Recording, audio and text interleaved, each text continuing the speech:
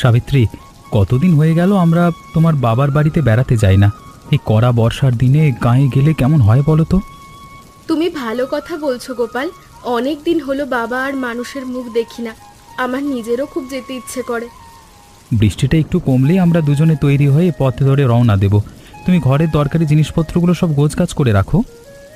হ্যাঁ গোপাল, এই কড়া দুর্যোগে রাস্তার অবস্থা যে কেমন আছে তা ভেবেই চিন্তায় পড়েছি।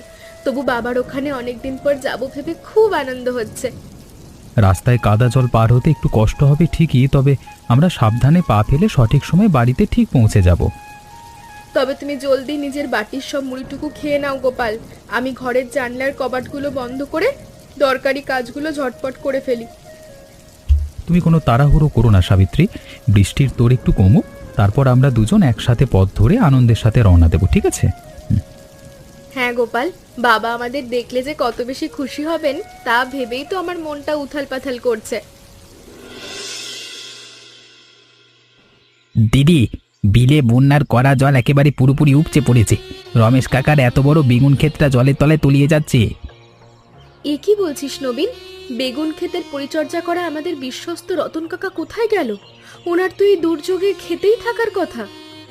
রতন কাকা করা জ্বরে একেবারে বিছানায় পড়ে ছটফট করছে দিদি। রমেশ কাকা একলা মানুষ হয়ে ওদিকে পুরোপুরি দিশাহারা হয়ে পড়ছে।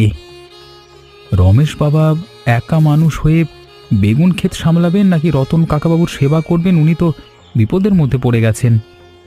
হ্যাঁ জামাইবাবু, রমেশ কাকা বিপদে পড়ে তোমাদের দুজনকে খবর দিয়ে জলদি বাড়িতে ডেকে পাঠালেন। চলো জলদি রওনা দিই। নবীন, তুই কাঠের বেঞ্চে একটুখানি জিরিয়ে নে। আমরা এখনই দর্জি পোশাকের ছোট গাঁটরিটা বেঁধে তোর সাথে বের হয়ে পড়ছি। নবীন, তুমি আর একদম সময় নষ্ট করো না, আমরা প্রস্তুত হয়ে গেছি।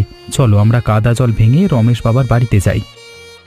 হ্যাঁ জামাইবাবু, জলদি চলো, পথ ধরি, না হলে সন্ধ্যার আধার নেমে এলে বানের এই জলের তোরে পথ কঠিন হয়ে যাবে। নবীন, সামনের এই বড় সাঁকোটা তো বানের জলের তোরে একেবারে ভেসে গেছে। এখন আমরা কোন পথ ধরে ওপারে যাব বলো তো? জামাইবাবু, ডান দিকের উঁচু আলের পথটা ধরে একটু ঘুরপথ পার হলেই আমরা রমেশ কাকার ভিটে বাড়ির কাছে পৌঁছে যেতে পারবো। নবীন, তুই আগে পা ফেলে দেখ তো, কাদা জলের নিচে কোথাও আবার কোনো গর্ত বা ধারালো গর্ত নেই তো? না দিদি, তোমরা আমার পেছনে পেছনে সাবধানে চলে এসো। এই পথের বাঁক পার হলেই রমেশ কাকার বাড়ি দেখা যাবে। সাবিত্রী, তুমি আমার হাতটা শক্ত করে ধরে রাখো। বানের এই কড়া জলের স্রোত যেভাবে বাড়ছে তাতে একলা হেঁটে পার হওয়া বিপজ্জনক।